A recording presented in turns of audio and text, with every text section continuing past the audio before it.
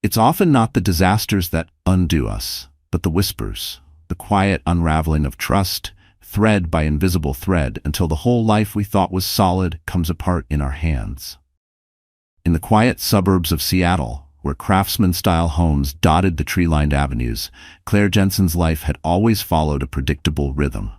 Every morning, she'd wake before sunrise, prepare lunches for her children, Lily and Ethan, aged 9 and 7, and ensure Jordan's freshly ironed shirt hung ready for another day at his architecture firm. This particular Tuesday in October seemed no different as she moved through her routine. The soft autumn light filtered through the kitchen windows while she packed turkey sandwiches and apple slices. But sometimes the universe conspires to shatter even our most carefully constructed worlds. The shift was subtle at first, a silence that lingered half a second too long when he kissed her goodbye, a faint trace of cologne she didn't recognize clinging to his jacket. Claire had been brushing these signs aside, filing them under stress or fatigue, but this time, the universe didn't whisper. It screamed. In the most ordinary moments, the first sign came through a misplaced receipt that fluttered from Jordan's jacket pocket as Claire hung it in the laundry room. Le Papillon? An upscale French bistro downtown. $287.42 for dinner. Last Thursday. The same Thursday Jordan had claimed to be working late on the Westfield Tower project. She blinked, reading the numbers again and again as if willing them to change. Her hands trembled as she stared at the slip of paper, recalling how he'd called to apologize, his voice tired and distracted. "Hey babe, I'm slammed." "Don't wait up," he had said. She remembered how his voice had sounded distant. Not just in space, but in emotion, like he was already somewhere else, with someone else. "Mommy, can you help me with my science project?" Lily's voice pierced her thoughts, jolting her back to the present. Claire quickly tucked the receipt into her pocket, forcing a smile. "Of course, sweetie. Let me just finish with these clothes." Throughout the day, that receipt burned in her pocket like a hot coal. She tried to focus on helping Lily build her solar system model, on reviewing Ethan's spelling words, on the dozens of other tasks that filled her role as a stay-at-home mom. But her mind kept circling back to that number, $287.42. Too much for a business dinner, too intimate for a casual meeting. What kind of work meeting ended with creme brulee and a wine list longer than a legal contract? When Jordan didn't respond to her text that afternoon, the knot in her stomach tightened. By evening, as she served the kids their dinner, chicken pot pie, Jordan's favorite, his usual chair remained conspicuously empty. No call, no message, just silence. "Where's Daddy?" Ethan asked, pushing peas around his plate. "Working late, honey. Important project." The lies came easier now, practiced over months of growing distance and endless late nights at the office. She hated how natural the deception felt on her tongue, how quickly she was becoming fluent in the language of denial. How long had she been making excuses for him? After tucking the kids into bed, Claire sat alone in the dim kitchen, the receipt now crumpled from countless readings. Her laptop glowed softly as she logged into their joint bank account. Something she hadn't done in months, having trusted Jordan to handle their finances while she managed the home. She hesitated before typing in the password, as if part of her already knew what she'd find, and was silently pleading not to be right. The truth spilled across the screen in neat rows of transactions. Jewelry stores, hotel bookings, restaurants she'd never heard of. Each line was a betrayal dressed in Times New Roman, proof that the man she loved had built an entire second life without her. The front door clicked open at 11:42 p.m. Jordan's footsteps, usually confident and deliberate, seemed hesitant. Claire remained seated, her back to the entrance, as he paused in the doorway. "We need to talk," she said, her voice surprisingly steady. "Yes, we do." His response carried a finality that made her heart stutter when she turned to face him. The stranger standing in her kitchen barely resembled the man she had married 12 years ago. His collar was askew, his usually perfect hair disheveled, and his eyes, those warm hazel eyes that had once looked at her with such tenderness, now held a distant, almost clinical expression. His mouth twitched like he was trying to summon guilt, but couldn't quite remember what it felt like. "I'm leaving, Claire." 3 words. 12 years of marriage, 2 children, countless shared dreams, all reduced to 3 simple words. Her name is Isabel, he continued, as if discussing a business transaction. She's pregnant. The room tilted sideways. Claire gripped the kitchen counter, her knuckles white against the cool granite. Pregnant.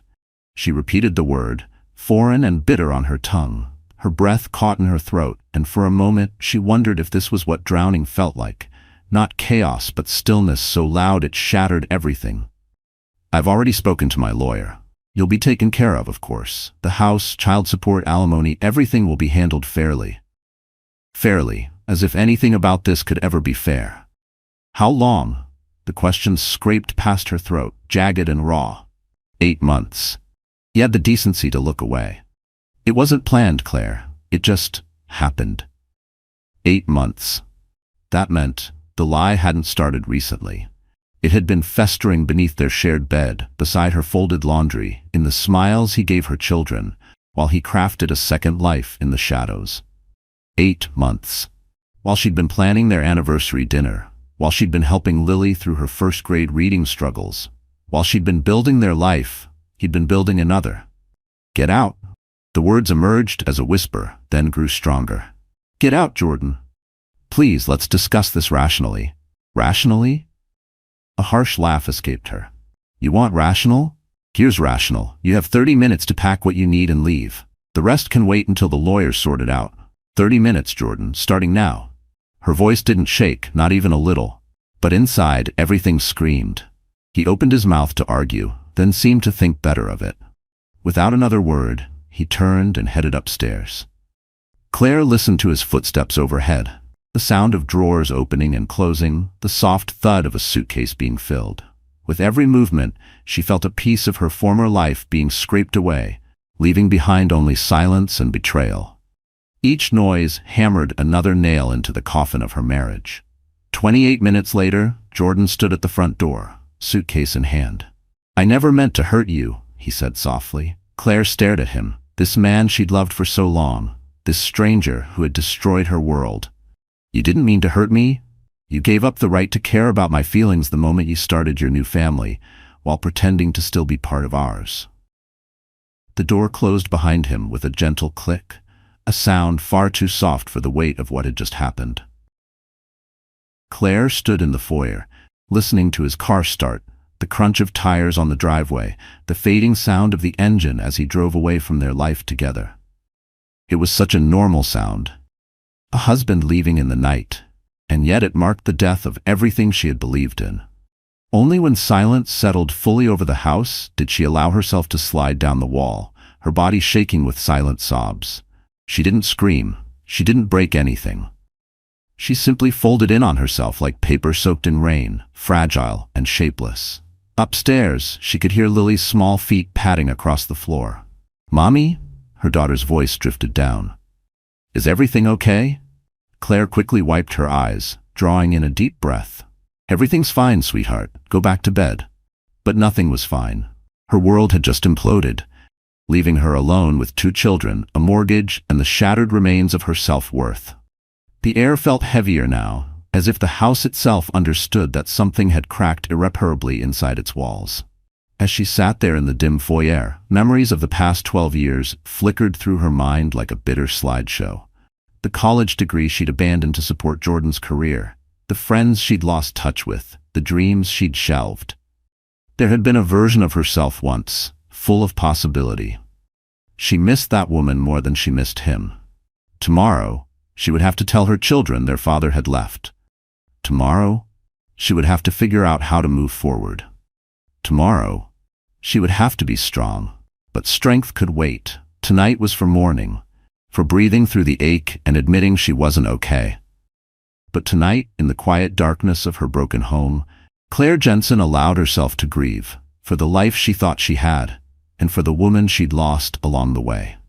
As the first light of dawn began to creep through the kitchen window, Claire finally stood up. Her legs were stiff, her eyes swollen. But something else stirred within her, a spark of determination, a flicker of defiance. She walked into the kitchen and opened her laptop. This time she navigated to the University of Washington website. Her cursor hovered over the Apply Now button for a long, trembling moment. Then, she clicked. It wasn't just an application. It was a declaration. It was time to reclaim the woman she'd put on hold for far too long. 3 months after Jordan's departure, Claire sat in her first college lecture in over a decade. Her notebook lay open but untouched. Around her, students barely older than 20 tapped away on sleek laptops. Claire struggled to focus on the professor's discussion of business economics. Her mind kept drifting to Ethan's tears that morning, missing his dad, to Lily's increasingly quiet breakfasts, to the bills piling up and the resume she hadn't updated in years. The familiar buzz of her phone made her stomach clench. Another message from Jordan's lawyer about adjusting the custody schedule. She silenced it without looking, forcing her attention back to the lecture. She had fought too hard for this chance. She wasn't going to let Jordan derail her again. And that's why we look at market equilibrium. Professor Hendricks's voice began to fade as Claire's phone buzzed again, this time with her babysitter's number flashing on the screen. Miss Jensen? The professor's voice cut through her rising panic. Is everything all right? 20 pairs of eyes turned toward her. Claire felt her face flush as she quickly gathered her belongings. I'm sorry, I have to go. It's my children. Her hands trembled as she stuffed her notebook into her bag, the judgment she imagined in every glance weighing heavier than the textbooks she carried. The drive to Ethan's elementary school felt endless. Her 7-year-old son had thrown up in class and now sat pale and miserable in the nurse's office. His face was flushed, his eyes glossy with tears. Claire knelt beside him, brushing damp hair from his forehead, whispering comfort while her heart raced with guilt. Lily would need to be picked up from her school in less than an hour. The carefully constructed schedule of Claire's new life was already unraveling, and it wasn't even noon. Mommy, I don't feel good, Ethan whimpered from the back seat. I know, baby. We'll be home soon. Claire checked the rearview mirror, noticing the dark circles under her own eyes. She looked older than 35, worn down by too many battles fought alone. How long could she keep this up? Her phone rang through the car's Bluetooth. Jordan's name appeared on the dashboard display. Not now, she muttered, declining the call. The last thing she needed was another lecture about how her return to college was disrupting the kids' stability. After settling Ethan in with soup and cartoons, Claire opened her laptop to review the lecture she'd missed. The screen glowed with academic slides she couldn't absorb, her mind too cluttered with survival math. The sight of her empty bank account made her wince. Jordan's first alimony payment wasn't due for another week, and her part-time virtual assistant job barely covered groceries. The weight of it all, single parenthood, financial stress, academic pressure, pressed down on her chest until she could barely breathe. For a moment she just stared at the ceiling, blinking back tears, wondering how much longer she could pretend she wasn't drowning. The chime of the doorbell startled her. On the doorstep stood an impeccably dressed man in his early 40s. His dark hair, streaked with silver, and tailored suit suggested corporate success. Mrs. Jensen, his voice carried a gentle authority.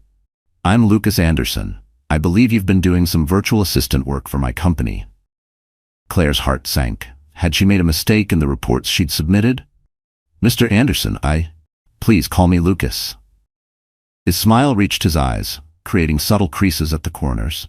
I was reviewing your work on our latest project, and I have to say, your attention to detail is impressive, especially the suggestions you included about streamlining our documentation process. Relief rushed through her. Oh, thank you, I just thought. A crash from inside interrupted her, followed by Ethan's crying. I'm so sorry, my son is sick and Mommy! Ethan's voice carried a sharp note of distress that had her turning instantly. Please excuse me for a moment, she apologized, rushing inside. She found Ethan hunched over, his soup bowl knocked to the floor, tears streaming down his flushed cheeks. I tried to get water, he hiccuped. It's okay, sweetie. Claire grabbed some paper towels, aware of Lucas Anderson still standing uncertainly in the doorway. This certainly wasn't how she'd imagined meeting the CEO of her contract employer.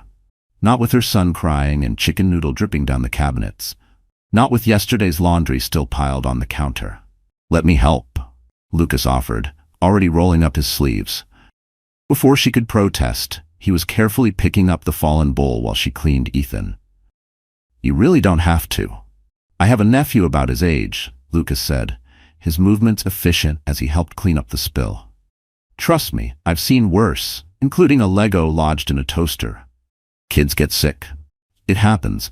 What doesn't usually happen is finding virtual assistants who can spot systemic inefficiencies while managing basic data entry. Once Ethan was settled back on the couch with a fresh bowl of soup and Coons playing softly, Lucas turned to Claire. That's actually why I'm here, he said. We have a more permanent position opening up in our operations department. Given the quality of your work, I'd like you to consider applying. Claire blinked, certain she'd misheard. The idea of anyone offering her a promotion while her kid was wrapped in a blanket, slurping soup, and she had mismatched socks on, felt absurd. I'm flattered, but I'm just starting my business degree. I don't have the qualifications. You have practical experience and natural insight. The degree will come. We offer tuition assistance for employees continuing their education. His tone was calm but earnest, and for a second, Claire let herself believe maybe this wasn't a pity offer. Maybe it was real. Before she could respond, her phone buzzed again. Lily's school. Of course. Life never stopped long enough for opportunities to land without interruption. I'm sorry, I have to get my daughter. Of course. Lucas pulled a business card from his pocket. Think about it. The role offers flexible hours and remote work options. We value talent, Mrs. Jensen, in whatever package it comes. After he left, Claire stared at the card while waiting in the school pickup line. Lucas Anderson's direct number was written on the back, along with a handwritten note. Real potential shouldn't be wasted. That evening, after both kids were finally asleep, Claire sat at her kitchen table, surrounded by bills, textbooks, and her laptop glowing with the missed lecture. The business card sat before her like a key to a door she hadn't known existed.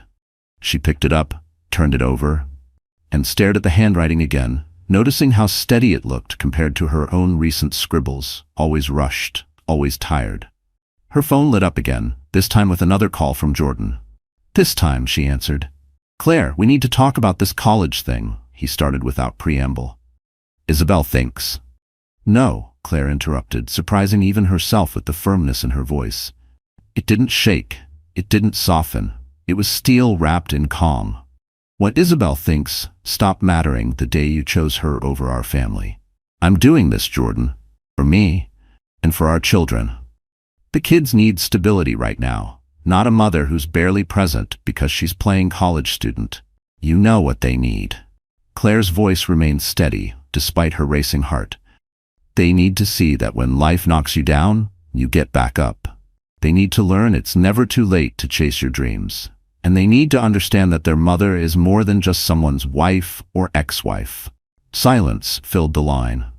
For a moment, all she could hear was her own breathing and the thunderous pounding in her ears. Finally, Jordan spoke softly. You've changed. Yes, she agreed. I have. After hanging up, Claire picked up Lucas Anderson's business card again. The corporate world terrified her. It felt like a country where she didn't speak the language. Suits instead of sweatpants, boardrooms instead of school pickup lines.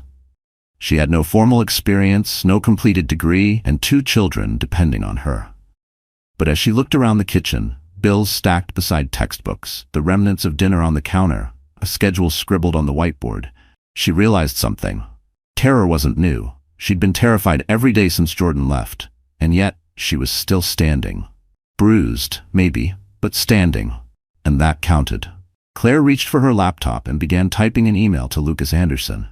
Whatever came next, she was done letting fear make her decisions. It was time to find out what she was really capable of. As she wrote, a notification popped up, her first B+ on a business economics paper. A small victory.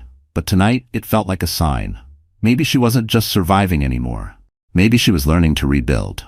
Brick by uncertain brick. Maybe, just maybe, she was starting to thrive. 6 months into her new role at Anderson Enterprises, Claire stood before the mirror in her office bathroom, smoothing her blazer and taking a deep breath. The quarterly operations meeting would begin in 20 minutes, and she was presenting her analysis of the company's workflow inefficiencies. Her first major presentation since joining the firm. You've got this, she whispered to her reflection, remembering the late nights spent preparing while her children slept. Her phone buzzed. A text from Madison, her new friend, from the single-parent support group, who was watching Lily and Ethan tonight. Kids had dinner. Homework's done. They're asking to wait up for you. Okay to let them? Guilt tugged at Claire's heart, but she pushed it aside. She was showing them something more powerful than a lullaby. She was showing them what perseverance looked like.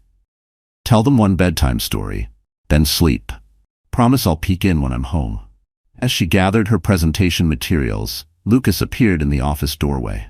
These days, his presence brought a flutter to her stomach that had nothing to do with professional anxiety. "Ready for the big moment?" he asked, his smile warm, his steel blue eyes steady.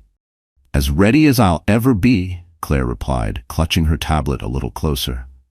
"Though I'm still not sure the board will appreciate criticism from the newest employee. They'll appreciate solutions from someone brave enough to offer them." Lucas stepped into her office, closing the door behind him. "Claire, there's something I should tell you before the meeting." Her stomach tightened. "Richard Crawford will be there." The name landed like a cold drop down her spine. Richard Crawford, Lucas's former business partner, recently returned to Seattle after years abroad. Office rumors painted him as brilliant but ruthless. He'd been pushed out of the company years ago under murky, unexplained circumstances. Some said he'd been framed. Others whispered he'd framed someone else. But either way, everyone agreed Crawford didn't just play to win, he played to destroy. "Why?" she asked, noticing the tension in Lucas's jaw. "He's making a play for a board position," Lucas replied. "Claims he wants to protect his remaining interests in the company." Lucas ran a hand through his hair, a rare display of frustration. It made him look younger somehow, like the weight of legacy had cracked his composure for a second. "Just be prepared. Richard has a talent for finding vulnerabilities and exploiting them." The warning in his voice made her nervous, but it also sparked something else, defiance. "I've survived worse than a hostile board member." Lucas's expression softened. "Yes, you have." He moved closer, close enough that she could smell the subtle cologne he always wore. For a moment, the world shrank to just the two of them, a quiet before the storm. "Claire, after the meeting, I was wondering if you'd like to—" A knock on the door interrupted them. "Mr. Anderson, they're ready in the boardroom." The moment shattered. Lucas stepped back, professional distance replacing the warmth in his eyes. "Shall we?" The boardroom was intimidating. Floor-to-ceiling windows overlooked the Seattle skyline. 12 pairs of eyes watched Claire as she approached the podium, including Richard Crawford's cold, calculating gaze. He looked exactly like his corporate headshots, distinguished, somewhere in his 50s, with sharp features and sharper eyes. But the photos hadn't captured the chill in his expression. Like a man always 2 moves ahead in a chess game, no one else knew they were playing. Claire launched into her presentation, her voice gaining strength with each sentence as she detailed her findings. Current system bottlenecks, redundant processes, potential solutions. Numbers and charts flowed across the screen behind her, supporting every point. "Impressive analysis," Richard interrupted smoothly. "Tell me, Mrs. Jensen, how does a former housewife develop such insight into corporate operations?" A few people inhaled sharply. The tone wasn't just condescending, it was calculated. A blade, sheathed in politeness. The room tensed. Lucas started to respond, but Claire beat him to it. "The same way anyone develops insight, Mr. Crawford. Through observation, analysis, and the understanding that systems, whether managing a household budget or a multinational corporation, succeed or fail based on efficiency and adaptation. And your personal relationship with our CEO," he added with a pointed look, "had no bearing on your rapid rise within the company." Before she could respond, her phone lit up. Madison's name. Claire's heart stopped. She never called during presentations. "Unless, excuse me," Claire managed, stepping away from the podium. "Family emergency." Ethan had fallen, trying to show Lily a cartwheel. Possible broken arm. They were on the way to the emergency room. Claire barely remembered how she got out of the boardroom, only that her heels echoed like gunshots in the corridor, and her breath caught somewhere between panic and guilt. The next few hours passed in a blur. The sterile hallways of the hospital, Ethan's tear-streaked face, the soft rustle of X-ray films confirming a clean break. The cold fluorescent lighting seemed to buzz louder with each minute, matching the static in her mind. Through it all, her phone buzzed with messages from Lucas, each more concerned than the last. She didn't read them right away. Her hands were too busy holding Ethan's, her mind too wrapped in the weight of being everything to everyone. "Is your son okay?" "Don't worry about the meeting." Crawford was out of line. At midnight, with Ethan finally asleep in his bed, his small arm wrapped in a bright blue cast, Claire sat on her back porch. The spring air carried a hint of warmth, a whisper of change, the kind of breeze that made you believe tomorrow could actually be different. Her laptop glowed with unread emails, follow-ups about the interrupted presentation, and a formal complaint from Richard Crawford for unprofessional conduct. Unprofessional. For choosing her son over a slideshow. She closed the laptop with a quiet snap, her jaw tightening. A soft knock on the front door startled her. Lucas stood there, his tie loosened, holding a brown paper bag. "I thought you might have missed dinner," he said quietly. "Hospital cafeteria food is terrible." The simple kindness shattered something inside her. Tears she'd been holding back all day spilled over. Not dramatic, not heaving, just quiet, exhausted tears from someone too tired to pretend anymore. "Hey." Lucas set the food down and pulled her into a gentle hug. "Ethan will be fine. Kids bounce back." "It's not just that," Claire said, pulling away, wiping at her face. "Crawford was right. I'm in over my head, trying to be a professional, a student, a mother. I'm failing at all of them." "Look at me." Lucas's voice was steady, grounding. "You presented a brilliant analysis today. You're maintaining a 3.8 GPA, and you just spent 6 hours making sure your son got the care he needed. That's not failure, Claire. That's extraordinary." Their eyes met, and the air between them shifted. Lucas's hand still rested gently on her arm, his touch sending warmth through her skin. She hadn't realized how long it had been since someone touched her with care, not out of obligation, not out of pity, but out of quiet admiration. "I should go," he said softly, but he didn't move. "Yes," she whispered, stepping closer. The kiss, when it came, felt inevitable, gentle at first, then deeper, carrying months of unspoken feelings. Claire melted into it, letting herself feel, for once, seen, understood, wanted. Not just as a mother or a worker or a survivor, but as a woman. A car door slammed nearby, breaking the spell. They pulled apart, both slightly breathless. "I'm sorry," Lucas began. "I shouldn't have." "Don't." Claire touched his arm. "Don't apologize, but I need time. My kids, the job, my degree, it's all so precarious right now." Lucas nodded, understanding in his eyes. "I know. And Crawford, he's already pushing for an investigation into your hiring." "Let him." Claire straightened her shoulders. "I earned my place here. I won't let anyone make me doubt that again." After Lucas left, Claire checked on her sleeping children. Ethan's cast glowed faintly in the dark, already covered in doodles from her and Lily. Stars, dinosaurs, hearts. Love scribbled in color over a moment of pain. Such a small thing, a broken arm, but it underscored the tightrope she walked every single day. Her phone chimed, an email from Crawford, demanding a full audit of her department's activities. Another chime. A message from Lucas. "Don't worry, I'll handle Crawford." Claire closed both messages without replying. Tomorrow she would face Crawford's challenges and the complicated feelings she was developing for Lucas. Feelings that were growing deeper, more real, and harder to keep compartmentalized. But tonight, she just wanted to sit quietly with her sleeping children and remember why she started this journey. On her desk, a half-finished business law essay waited beside a framed photo of her kids, both of them laughing. That photo had been taken the summer before everything fell apart. Somehow, their joy had survived what her marriage hadn't. Next to that, her presentation notes, still marked with Lucas's hurried, handwritten encouragement in the margins. 3 different worlds, all colliding. Mother, professional, woman rediscovering herself. But for the first time since Jordan left, Claire felt strong enough to weather the storm. The autumn breeze carried a faint scent of wood smoke as Claire hurried across the University of Washington campus. Her business ethics midterm had run late, and she was already behind schedule for picking up the kids from their after-school activities. Her phone buzzed. A text from Lucas. "Dinner tomorrow is set. Can't wait." 8 months into their carefully balanced relationship, they'd finally found a rhythm that worked.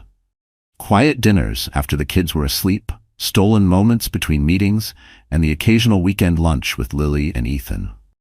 The children had warmed to Lucas slowly, drawn to his calm presence and genuine interest in their lives. He never forced a bond, never bribed affection. He simply showed up, again and again. Just last weekend, he had spent 3 hours helping Ethan build a model rocket for science class, never once checking his phone or showing signs of boredom.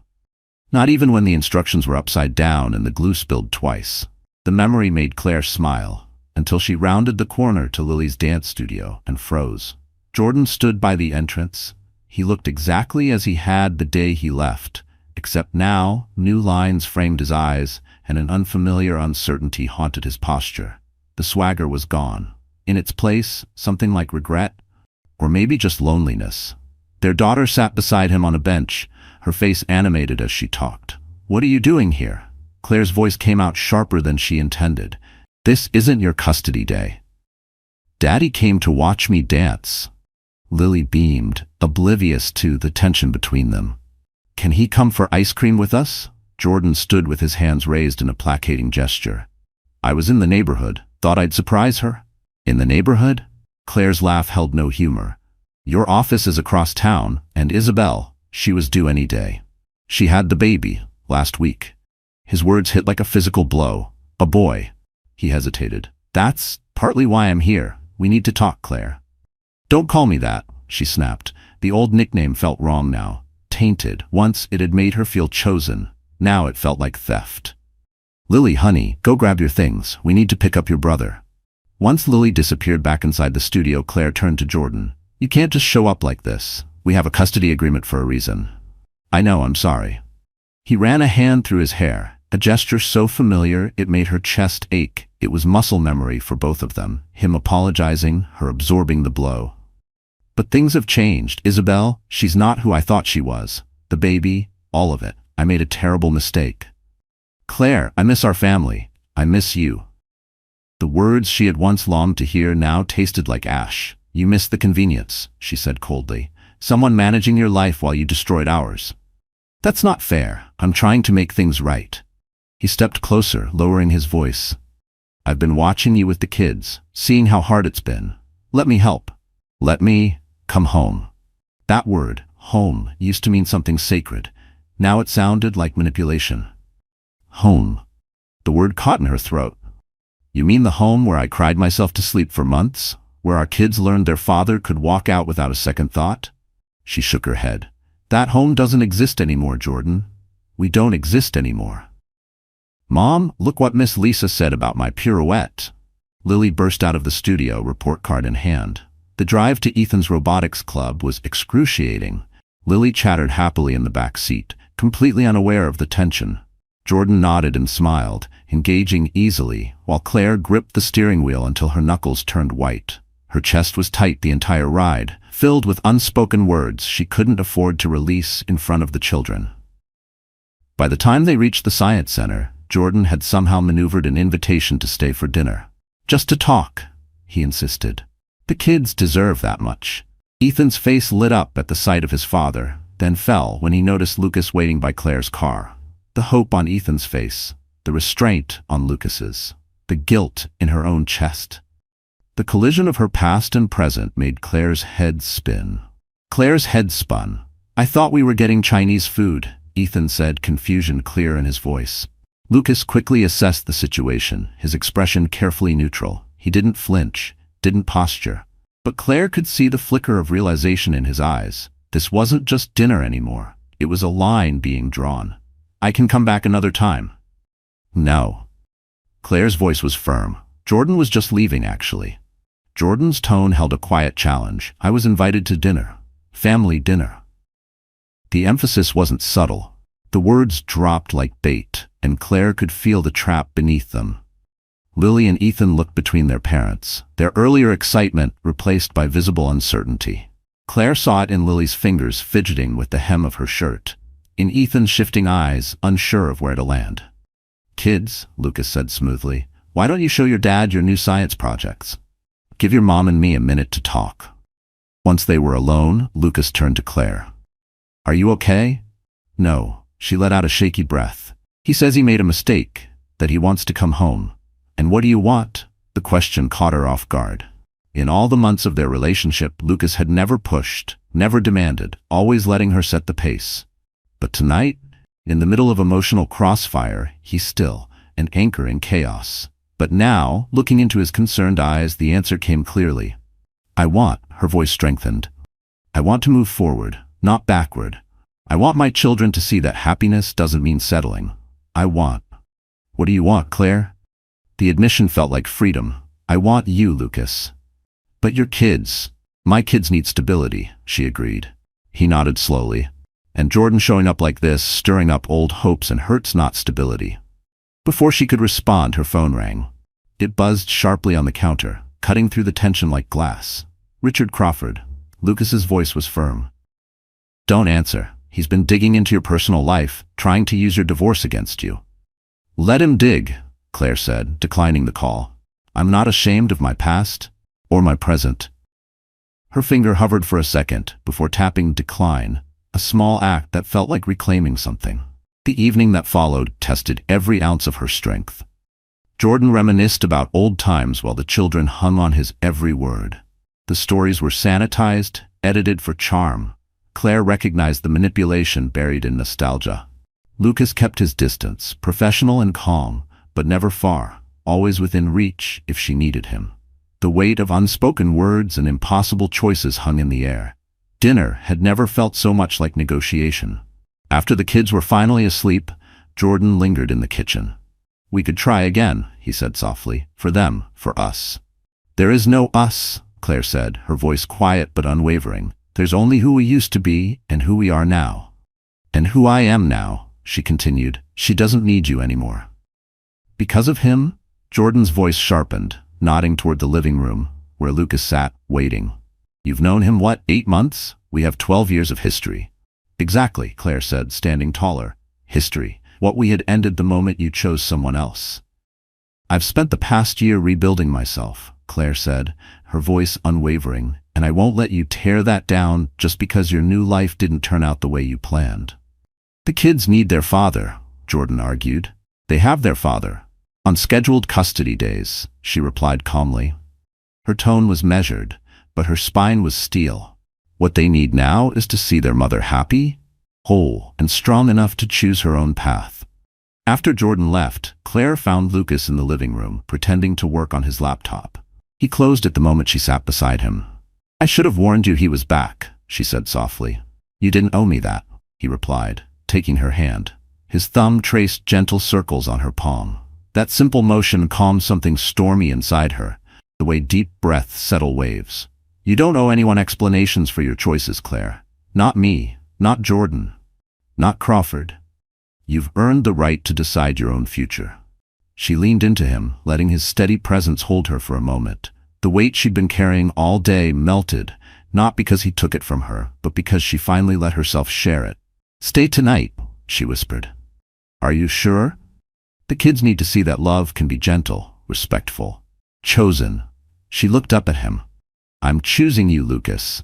If you'll have me. His kiss was answer enough. It wasn't passion that overwhelmed her, it was peace. And that, she realized, was far rarer. Later, as they lay tangled together in her bed, Claire thought about choices, the ones taken from her, the ones she'd given away, and the ones she was finally strong enough to make for herself. Tomorrow would bring new challenges, Crawford's ongoing investigations, Jordan's attempts to reclaim the past, the constant juggling of work, school, and motherhood. But tonight, in Lucas's arms, Claire knew she'd chosen right. Her phone lit up with one final message from Jordan. This isn't over. She deleted it without responding. The notification disappeared, but the line it crossed had already been drawn. Some chapters needed to stay closed for new ones to begin.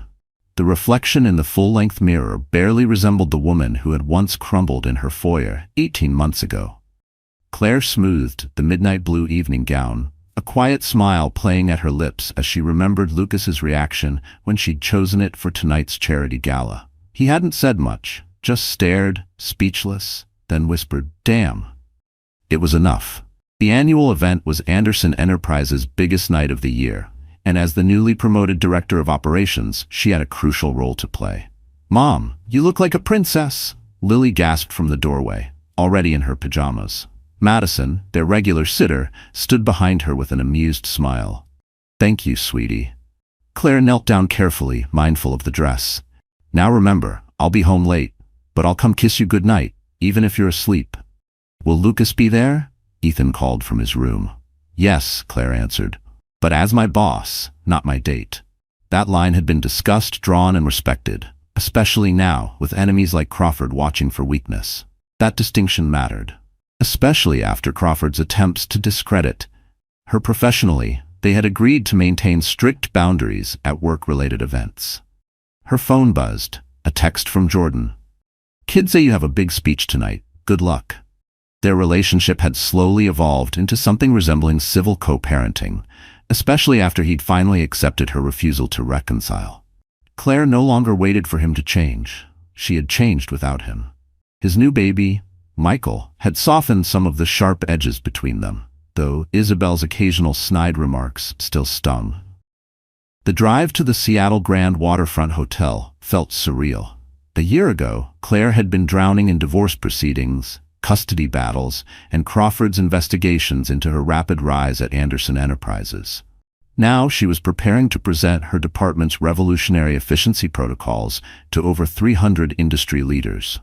It wasn't just a presentation. It was a line drawn between who she had been and who she had become. Lucas waited in the hotel lobby, handsome in his tuxedo but maintaining professional distance. Still her anchor, still her biggest believer. But tonight, respectfully, her colleague. "Ready?" he asked. "Born ready," Claire replied, and this time her confidence wasn't entirely pretend. It lived in her posture, her voice, her breath. It had been earned. The ballroom sparkled beneath crystal chandeliers. Seattle's elite moved about with practiced grace. Claire navigated the room with ease, answering questions about her department's successes, deflecting subtle inquiries about her relationship with the CEO. She'd learned how to carry herself like she belonged here, because she did.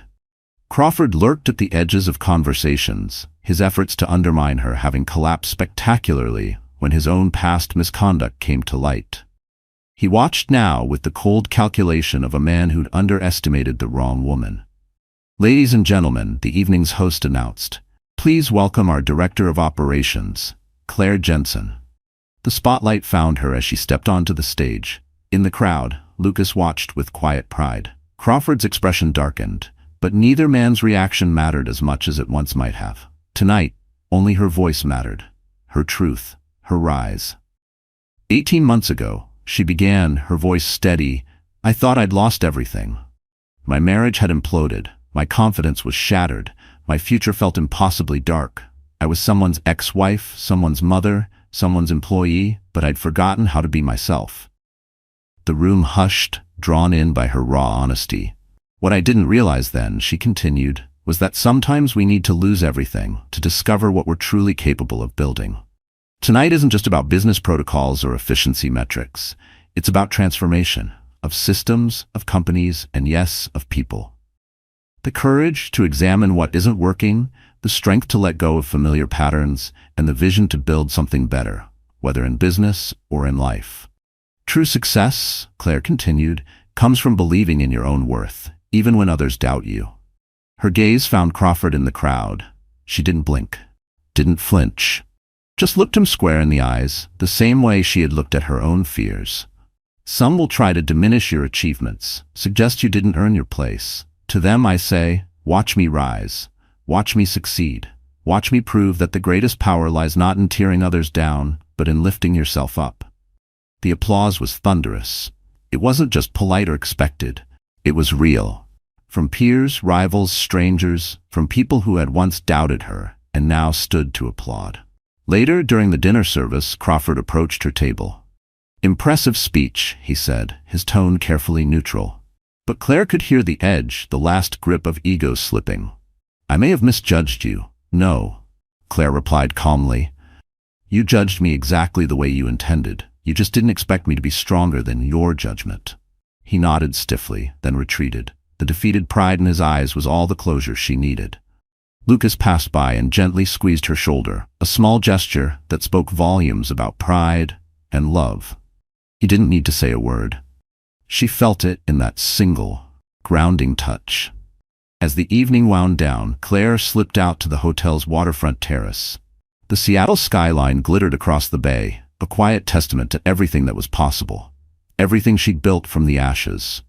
Lucas joined her, keeping a respectful distance despite the privacy. "The board was impressed," he said. "You've officially silenced the last of the doubters."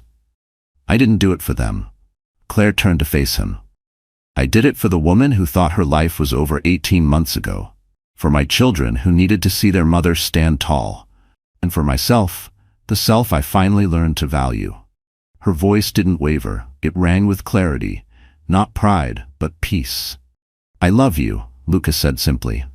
"Not because you're strong, though you are. Not because you're successful, though you've earned every accolade. I love you because you're authentically, unapologetically yourself. Even when yourself is a mess of insecurities at 3 a.m. study sessions." He smiled. "Though I have to admit, watching you handle Crawford tonight, that was particularly attractive." Just then, a text interrupted their moment.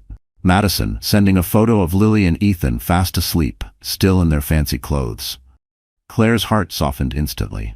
Her two little lights, wrapped in blankets and innocence, waiting up in celebration. They'd insisted on dressing up to celebrate their mom's big night. "Go home," Lucas said gently. "Be with your children." "We have all the time in the world." "We do," Claire agreed, "because this time, I'm choosing this life, not falling into it, not clinging to it out of fear or obligation, but choosing it, completely and without reservation." The drive home was peaceful. Her speech notes were forgotten in her clutch. Through the window she watched Seattle drift by, the city where she'd lost herself, found herself, and finally learned to love herself. The city hadn't changed. She had. And now, every streetlight felt like a quiet witness to her rebirth. Her children slept just as Madison's photo had shown, Lily still in her party dress, Ethan in his little clip-on tie. Claire kissed them softly, breathing in the scent of childhood and innocence. This stillness, this closeness, was the real success. In her home office, her diploma from the accelerated business program sat ready to be framed alongside her recent promotion letter.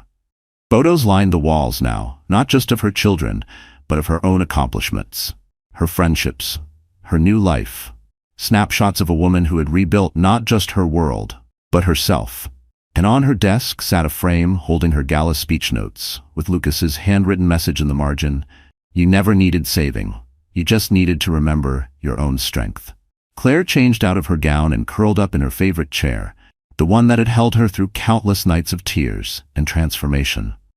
The fabric was worn, but it was hers, like the life she'd made, imperfect, patched together, and stronger for it. Her phone lit up with messages from friends, a heart emoji from Lucas, and a simple text from Jordan. "You've changed everything, including my understanding of strength." She smiled. No need to respond. Some closures speak louder in silence. Tomorrow would bring new challenges, balancing her growing career with motherhood, nurturing her relationship with Lucas while keeping professional lines clear, continuing to prove herself in the corporate world. But tonight, in the quiet of her home, surrounded by proof of the life she'd rebuilt, Claire Jensen finally felt complete. Not because of a man, not because of a job, not even because of a diploma, but because she had learned the greatest lesson. True strength isn't found in never falling. It's found in rising, every time life knocks you down. She picked up her laptop, opening the document that held her next big project. The future stretched before her, full of possibilities. She'd earned the right to choose, and this time, she was ready for whatever came next. Dear friend, if Claire's journey hit something deep in you, you're not alone. Maybe you've felt that quiet unraveling, that moment when life no longer looks like the one you built and you're left standing in the pieces. The truth is, most of us don't wake up one day knowing it's time to change. We feel it slowly, through the silence, the ache, the restless tug that whispers, "There's more than this." Claire's story reminds us of something powerful. That falling apart isn't the end, it's an invitation to rise. The Stoics said it best: you have power over your mind, not outside events. Realize this, and you will find strength. She didn't wait to be saved. She remembered who she was, and she chose to begin again. You can too. So let me ask you, when was that moment for you? When did you realize it was time to reinvent yourself? Not because life gave you permission, but because your soul demanded it. Was it a moment of heartbreak or an inner awakening? And what changed after you made that choice? I'd love to hear your story in the comments. Really, your voice matters here. If this story stirred something in you, if it made you feel seen or gave you hope, please give it a like, share it with someone who might need it today, and subscribe so you don't miss the next story we bring to life. Thank you for being here. And wherever you are in your journey, remember, you always have the power to begin again.